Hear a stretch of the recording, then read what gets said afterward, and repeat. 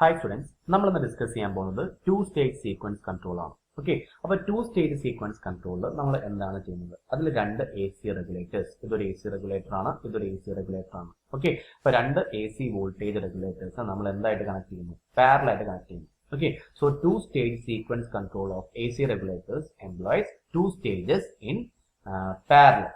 Okay, ഈ ഫിഗറിൽ കാണിച്ചിട്ടുള്ള പോലെ രണ്ട് AC റെഗുലേറ്റേഴ്സ് പാരലൽ ആയിട്ട് കണക്ട് ചെയ്തിട്ടായിരിക്കും ഉണ്ടാവുക two stage sequence control.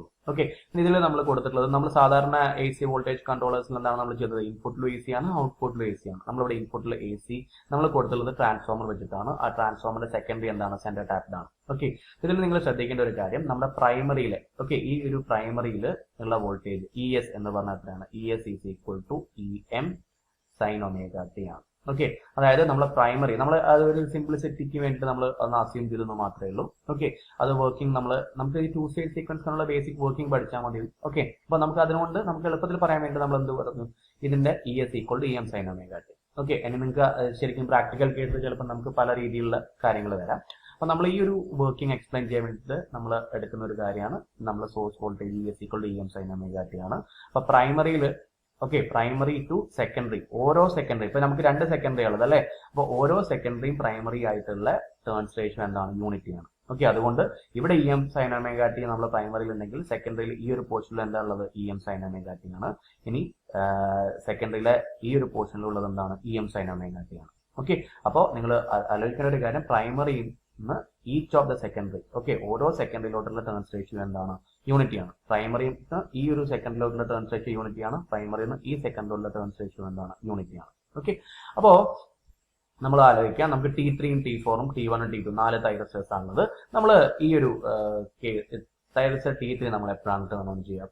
Okay, അപ്പൊ നമുക്കറിയാം നമ്മൾ തൈറസ്റ്റർ T3 നമുക്ക് പോസിറ്റീവ് ഹാഫ് സൈക്കിൾ ആണെങ്കിൽ എന്താ സംഭവിക്കുക? എന്താ പ്ലോട്ട് വരിക? മുകളിൽ പോസിറ്റീവും താഴെ നെഗറ്റീവും അല്ലെ? അതായത് നമുക്ക് ഈ ഒരു പോർഷൻ ആണെങ്കിൽ പോസിറ്റീവ് നെഗറ്റീവ്, ഇവിടെയും പോസിറ്റീവ് നെഗറ്റീവ് വരും. ഓക്കെ, അപ്പൊ നമ്മൾ പോസിറ്റീവ് ഹാഫ് സൈക്കിൾ ആണെങ്കിൽ നമ്മൾ ആരാ ട്രിഗർ ചെയ്യുക? നമ്മൾ തൈറസ്റ്റർ T1നെയും തൈറസ്റ്റർ T3നെയാണ് ട്രിഗർ ചെയ്യുക. ഓക്കെ, പോസിറ്റീവ് ഹാഫ് സൈക്കിൾ നമ്മൾ ആരാ ട്രിഗർ ചെയ്യുക? പോസിറ്റീവ് ഹാഫ് സൈക്കിളിൽ നമ്മൾ ട്രിഗർ ചെയ്യുക തൈറസ്റ്റർ T1നെയും അതേപോലെ തൈറസ്റ്റർ T3നെയാണ്. ഓക്കെ, പറയേണ്ട ഒരു കാര്യം എന്താണെന്ന് വെച്ചാൽ നമ്മൾ നോക്കുക, T3 ആണ് നമ്മൾ ഓൺ ചെയ്യുന്നതെന്ന് വെച്ചാൽ നമുക്ക് കിട്ടുന്ന ഔട്ട്പുട്ട് വോൾട്ടേജ് എന്തായിരിക്കും? ഈ ഒരു പോർഷനിൽ ഇത്രയും പോർഷൻ എത്രയാണോ വോൾട്ടേജ് ഉള്ളത് അതായിരിക്കും നമുക്ക് ഔട്ട്പുട്ടിൽ കിട്ടുക. ഓക്കെ, അപ്പൊ T3 ആണ് നമ്മൾ ട്രിഗർ ചെയ്യുന്നതെന്ന് വെച്ചാൽ നമുക്ക് ഔട്ട്പുട്ട് വോൾട്ടേജ് എന്താണ് കിട്ടുക? E0 ഈക്വൽ ടു എന്നാണ് കിട്ടുക, E2 എന്നാണ് കിട്ടുക. ഇനി T1 ആണ് നമ്മൾ ട്രിഗർ ചെയ്യുന്നതെന്ന് വെച്ചാൽ ഇത്രയും പോർഷനുള്ള വോൾട്ടേജ് നമുക്ക് ഇവിടെ വരും, ഔട്ട്പുട്ട് വോൾട്ടേജ് വരും. അപ്പൊ നമുക്ക് T1 ആണ് ട്രിഗർ ചെയ്യുന്നതെന്ന് വെച്ചാൽ നമുക്ക് ഔട്ട്പുട്ട് വോൾട്ടേജ് E0 എന്നാണ് വരിക, E1 പ്ലസ് E2 എന്നാണ് വരിക. ഓക്കെ, അപ്പോ നമുക്ക് അറിയാം ഇവിടെ T1 ട്രിഗർ ചെയ്ത് കഴിഞ്ഞാൽ നമുക്ക് E1 പ്ലസ് E2 എന്നുള്ള വോൾട്ടേജ് കിട്ടും. T3 ട്രിഗർ ചെയ്ത് കഴിഞ്ഞാൽ നമുക്ക് E2 എന്നുള്ള വോൾട്ടേജ് കിട്ടുള്ളൂ. ഓക്കെ, ഇനി ഞാൻ അസ്യൂം ചെയ്യുന്നു, നമുക്ക് ഇവിടെ അസ്യൂം ചെയ്യുന്നതല്ല, നമുക്കറിയാം E1ന്റെ വാല്യൂ E1 E2 എന്നാണ്, ഈക്വൽ ആണ്. E1ഉം ഈക്വൽ ടു E2 ആണ്. ഓക്കെ, അപ്പൊ രണ്ടിന്റെയും instantaneous values E1 equal to EM sine omega t ഇതാണ് ഇൻസ്റ്റന്റേനിയസ് വാല്യൂ ആണ്, ഇത് ഇതിന്റെ ഇൻസ്റ്റന്റേനിയസ് വാല്യൂ ആണ് അല്ലെ? അപ്പൊ രണ്ട് പോർഷന്റെയും ഇൻസ്റ്റന്റേനിയസ് വാല്യൂസ് എന്താണ്? സെയിം ആയിട്ടാണ് നമ്മൾ പറഞ്ഞിട്ടുള്ളത്. അപ്പൊ അതിന്റെ RMS വാല്യൂ എന്തായിരിക്കും? അതും ഈക്വൽ ആയിരിക്കും. ഓക്കെ, അപ്പൊ ഞാൻ ഇപ്പൊ ഇവിടെ അതിന്റെ രണ്ടിന്റെ RMS വാല്യൂ ഞാൻ സ്മോൾ ലെറ്റർ E ആയിട്ട് എടുത്തിട്ടുണ്ട്. E1ന്റെ RMS വാല്യൂ E2ന്റെ RMS വാല്യൂ എന്താണ്? ഈക്വൽ ആണ്. Okay, that is E. സാധാരണ നമ്മൾ RMS വാല്യൂ നമ്മൾ എഴുതാറ് ക്യാപിറ്റൽ ലെറ്റർ ആയിട്ടാണ് എഴുതാറ്. ഇത് നമ്മൾ അതിന്റെ പകുതി മാത്രമേ ഉള്ളൂ, ഇതിന്റെ പകുതി മാത്രമേ ഉള്ളൂ അല്ലെ? അതുകൊണ്ട് ഞാൻ ഇവിടെ സ്മോൾ ലെറ്റർ E എന്ന് പറഞ്ഞു. ഈ ഒരു ടെക്സ്റ്റ് ബുക്കിൽ ഫോളോ ചെയ്തിട്ടുള്ളത് ഈ ഒരു സ്മോൾ ലെറ്റർ E എന്നുള്ള ഫോർമാറ്റ് ആണ്. അതുകൊണ്ട് ഞാൻ ഇവിടെ E സ്മോൾ ലെറ്റർ ആയിട്ട് എഴുതിയെന്ന് മാത്രമേ ഉള്ളൂ. സാധാരണ കേസിൽ നമുക്ക് എന്താ വരിക? സാധാരണ കേസിൽ നമ്മൾ RMS വാല്യൂ എന്ന് പറഞ്ഞാൽ നമ്മൾ ക്യാപിറ്റൽ ലെറ്റേഴ്സിലാണ് യൂഷ്വലി ഡിനോട്ട് ചെയ്യുക കേട്ടോ. ക്യാപിറ്റൽ ലെറ്ററിലായിട്ട് തന്നെ ഡിനോട്ട് ചെയ്യണം. അപ്പൊ ഇവിടെ നമ്മൾ ഈ ഒരു ഇത്രയും പോർഷനുള്ള വോൾട്ടേജ് E1, ഓക്കെ, അതേപോലെ E2, ഇതിന്റെ രണ്ടിന്റെയും E1ന്റെ RMSഉം E ആണ്, E2ന്റെ RMSഉം E ആണ്. അപ്പൊ ആ ഇതിൽ ഞാൻ സ്മോൾ ലെറ്റർ E എന്ന് പറഞ്ഞിട്ട് അതിന്റെ RMS വാല്യൂ എടുത്തു. ഓക്കെ, അതായത് E1ന്റെയും E2ന്റെയും എന്താണ്? E1 equal to EM sine omega t ആണ്, E2 equal to EM sine omega t ആണ്. അപ്പൊ E1ന്റെ RMS വാല്യൂ E2ന്റെ RMS വാല്യൂ എന്തായിരിക്കും? സെയിം ആയിരിക്കും, ദാറ്റ് ഈസ് E ആണെന്ന് ഞാൻ അസ്യൂം ചെയ്തു. E1 ഈക്വൽ ടു E2 ആണ്, അതുകൊണ്ട് അതിന്റെ RMS വാല്യൂ എന്തായിരിക്കും? ഈക്വൽ ആയിരിക്കും. സോ E1ന്റെയും E2ന്റെയും RMS വാല്യൂ അതാണ് E ആയിരിക്കുന്നത്. രണ്ടും എന്താണ്? E1ന്റെ RMS വാല്യൂ E ആണ്, E2ന്റെ RMS വാല്യൂ എന്താണ്? E ആണ്. ഓക്കെ, അപ്പോൾ നമ്മൾ പറഞ്ഞു ഇവിടെ T1 കണ്ടക്ട് ചെയ്യുമ്പോൾ നമുക്ക് എന്ത് കിട്ടി? പോസിറ്റീവ് ഹാഫ് സൈക്കിൾ നമ്മൾ T3നെ കണ്ടക്ട് ചെയ്താൽ നമുക്ക് E0 ഈക്വൽ ടു E2 കിട്ടി, T1നെ കണ്ടക്ട് ചെയ്താൽ നമുക്ക് E0 equal to E1 plus E2 കിട്ടി എന്നറിയാം അല്ലെ? അപ്പോൾ അത് നമുക്ക് രണ്ടിനെയും നമുക്ക് കാര്യങ്ങൾ മനസ്സിലായി. അതേപോലെ നെഗറ്റീവ് ഹാഫ് സൈക്കിൾ എന്തൊക്കെയാണ് സംഭവിക്കുക? നെഗറ്റീവ്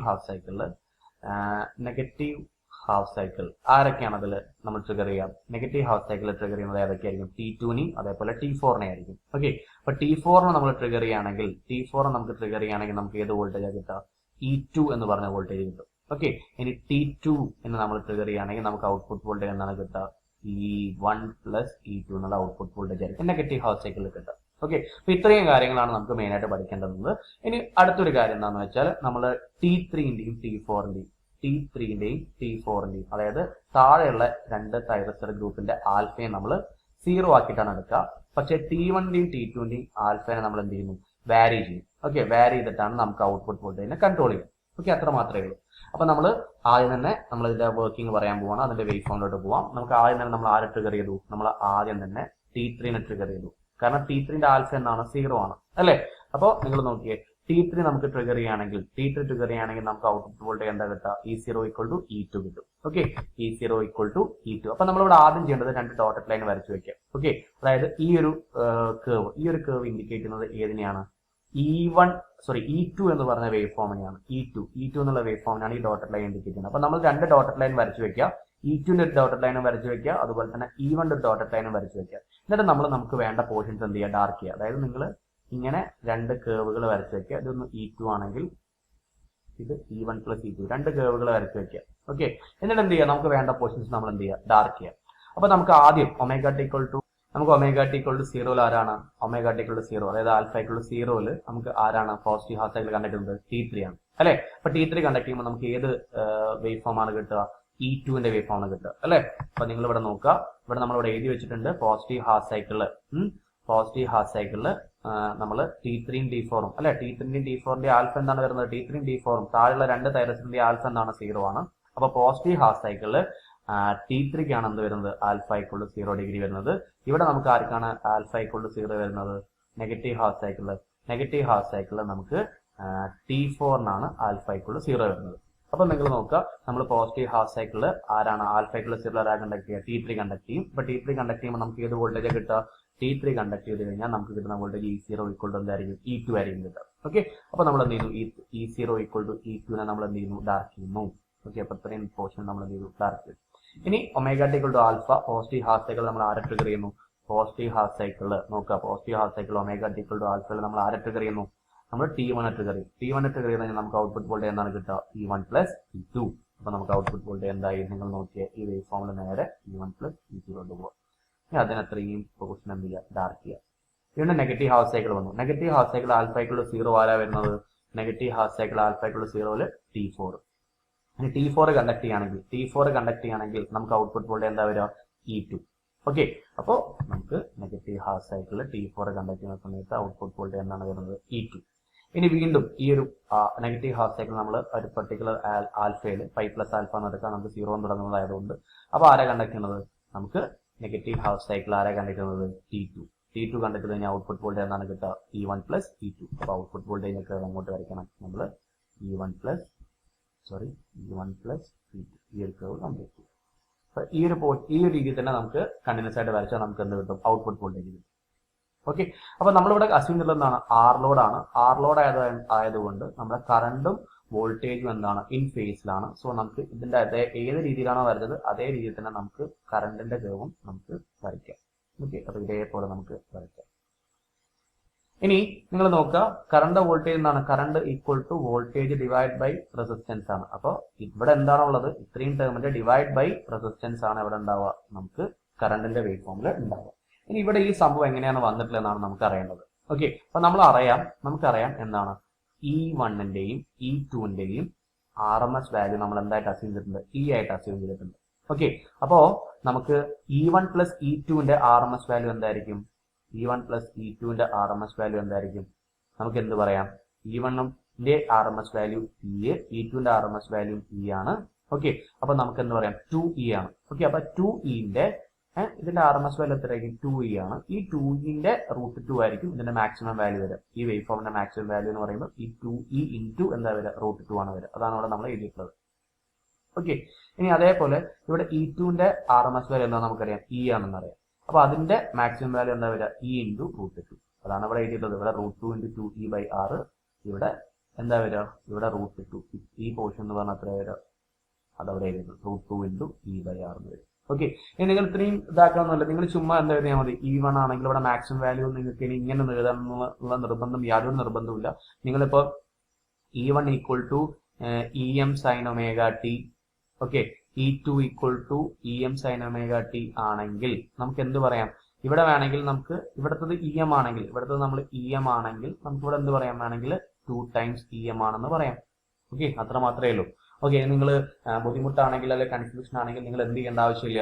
ഈ √2 × 2e √2 × e എന്ന് എഴുതേണ്ട ആവശ്യമില്ല. ഇവിടെ EM, ഇതിന്റെ മാക്സിമം വാല്യൂ EM ആണ്, ഇതിന്റെ മാക്സിമം വാല്യൂ 2EM ആണെന്നാണ് എഴുതിയാൽ മതി. ഓക്കെ, അപ്പൊ ഇത്ര മാത്രമേ ഉള്ളൂ നമ്മുടെ 2 സ്റ്റേറ്റ് സീക്വൻസ് കൺട്രോൾ വിത്ത് റെസിസ്റ്റീവ് ലോഡ്. ഇനി നമുക്ക് എന്ത് ലോഡാണ് പഠിക്കേണ്ടത്, നമുക്കിനി പഠിക്കേണ്ടത് RL ലോഡിൽ എങ്ങനെ ബിഹേവ് ചെയ്യുന്നതാണ്. ഓക്കെ, അപ്പൊ RL ലോഡിൽ നമുക്കറിയാം, RL ലോഡിൽ കറണ്ട് എന്ന് പറഞ്ഞാൽ വോൾട്ടേജിനെ ലാഗ് ചെയ്യാണ് ചെയ്യുക. ഓക്കെ, അപ്പൊ നിങ്ങൾ നോക്കുക, നമ്മൾ മുകളിൽ ഒരു വോൾട്ടേജിന്റെ വേവ് ഫോം വരച്ചിട്ടുണ്ട്. കറണ്ട് 0-ലാണ്, കറക്റ്റ് 0-ൽ വരുന്ന ഔട്ട്പുട്ട് വോൾട്ടേജിന്റെ. പക്ഷെ നമ്മൾ എന്താണ്, കറണ്ട് ഒരു പെർട്ടിക്കുലർ ഡിഗ്രി ലാഗ് ചെയ്തിട്ടാണ് വരുന്നത്. ഓക്കെ, അപ്പൊ നമ്മൾ ഈ ഒരു ലാഗിന്റെ പോർഷൻ തൊട്ടാണ് നമ്മൾ പറയാൻ തുടങ്ങേണ്ടത്. അപ്പൊ നമുക്ക് ഓർഡർ അറിയാം. നമ്മൾ ആദ്യം പോസിറ്റീവ് ഹാഫ് സൈക്കിൾ ആരെ ട്രിഗർ ചെയ്യുന്നു, T3 ട്രിഗർ ചെയ്യുന്നു. അപ്പൊ T3 നമ്മൾ ട്രിഗർ ചെയ്തു. ആ സമയത്തുള്ള കറണ്ടാണ് നമ്മൾ ഇവിടെ വരച്ചിട്ടുള്ളത്. ഓക്കെ, കാരണം നമ്മൾ സാധാരണ T3-ക്കും T4-നും ആൽഫ 0 ആണ്. പക്ഷെ ഇവിടെ RL ലോഡ് ആയതുകൊണ്ട് ഓക്കെ, ഈ പോസിറ്റീവ് ഗ്രൂപ്പ് കണ്ടക്ട് ചെയ്യുന്നത് തൊട്ട് മുന്നേ ആര് കണ്ടക്ട് ചെയ്യുന്നുണ്ടാവും, നെഗറ്റീവ് ഗ്രൂപ്പ് കണ്ടക്ട് ചെയ്യുന്നുണ്ടാവും. ഓക്കെ, അപ്പൊ കറക്റ്റ് 0 നമ്മൾ സ്റ്റാർട്ട് ചെയ്യില്ല, കുറച്ച് ലാഗ് ചെയ്തിട്ട് എന്തെങ്കിലും സ്റ്റാർട്ട് ചെയ്യുന്നുള്ളൂ. കാരണം എന്താണ്, RL ലോഡ് ആയതുകൊണ്ട്. പക്ഷെ നമ്മൾ T3 T4 ആൽഫ നമ്മൾ 0 തന്നെയാണ് കൊടുക്കുന്നതെങ്കിൽ കൂടി കറണ്ട് എന്താ സംഭവിക്കുന്നത്, കറണ്ട് കുറച്ചും കൂടി ലാഗ് ചെയ്തിട്ടാണ് വരുന്നത്. കാരണം അത് എന്ത് ലോഡാണ്, RL ലോഡാണ്. ഓക്കെ, അപ്പോൾ പോസിറ്റീവ് ഗ്രൂപ്പ് കണ്ടക്ട് ചെയ്യുന്നത്, അതായത് പോസിറ്റീവ് ഗ്രൂപ്പുള്ള തൈറസ്റ്റേഴ്സ് ഏതൊക്കെയാണ് നമ്മുടെ T3-യും T1-ഉം അല്ലെ. അപ്പൊ T3 കണ്ടക്ട് ചെയ്യുമ്പോൾ കുറച്ചും തൊട്ട് മുന്നേ ആര് കണ്ടക്ട് ചെയ്യുന്ന, നെഗറ്റീവ് ഗ്രൂപ്പിലെ ഒരു തൈറസ്റ്റർ കണ്ടക്ട് ചെയ്യുന്നുണ്ടാവും. ഓക്കെ, കാരണം ഇവിടെ കറണ്ട് എന്തായിരിക്കും, വോൾട്ടേജിനെ ലാഗ് ചെയ്യുന്നുണ്ടാവും. ബിക്കോസ് എന്ത് ലോഡാണ്, RL ലോഡ് ആയതുകൊണ്ട്. ഓക്കെ, അപ്പൊ കറക്റ്റ് 0 നമുക്ക് എന്ത് ചെയ്യാൻ പറ്റില്ല, നമുക്ക് T3-നെ ട്രിഗർ ചെയ്യില്ല. കാരണം തൊട്ട് മുന്നത്തെ നെഗറ്റീവ് ഗ്രൂപ്പിലുള്ള സ്വിച്ച് കണ്ടക്ട് ചെയ്ത് കഴിഞ്ഞതിന് ശേഷം മാത്രമേ എന്ത് ചെയ്യുള്ളൂ, നമ്മളെ പോസിറ്റീവ് ഗ്രൂപ്പിലെ സ്വിച്ച് കണ്ടക്ട് ചെയ്യുന്നുള്ളൂ. ഓക്കെ, അപ്പൊ T3 കണ്ടക്ട് ചെയ്തു. T3 കണ്ടക്ട് ചെയ്യുമ്പോൾ നമുക്ക് ഔട്ട്പുട്ട് വോൾട്ടേജ് എന്താ വരുന്നത്, നമ്മൾ നേരത്തെ പോലെ തന്നെ E1-ന്റെയും E2-ന്റെയും കർവ് വരച്ചിട്ടുണ്ട്. അപ്പോൾ നമുക്ക് T3 കണ്ടക്ട് ചെയ്യുന്ന സമയത്ത് നമുക്ക് ഔട്ട്പുട്ട് വോൾട്ടേജ് എന്താണെന്നറിയാം, E2 ആണെന്നറിയാം. ഓക്കെ, ഇനി നമ്മൾ എന്ത് ചെയ്തു, ഒരു ωt = ഒരു ആൽഫയിൽ നമ്മൾ ആരെ ട്രിഗർ ചെയ്യിപ്പിച്ചു, നമ്മൾ ωt = ആൽഫ. ഇതാണ് നമ്മുടെ ആൽഫ കേട്ടോ, ഇത്രയും പോസ്റ്റാണ് ആൽഫ. ωt = ആൽഫ നമ്മൾ ആരെ ട്രിഗർ ചെയ്യിപ്പിച്ചു, നമ്മൾ തൈറസ്റ്റർ T1 ട്രിഗർ ചെയ്യിപ്പിച്ചു. തൈറസ്റ്റർ T1 ട്രിഗർ ചെയ്യിപ്പിക്കുകയാണെങ്കിൽ നമുക്കറിയാം എന്താ സംഭവിക്കുക, നമ്മുടെ വോൾട്ടേജ് V1 + V2 പോകും.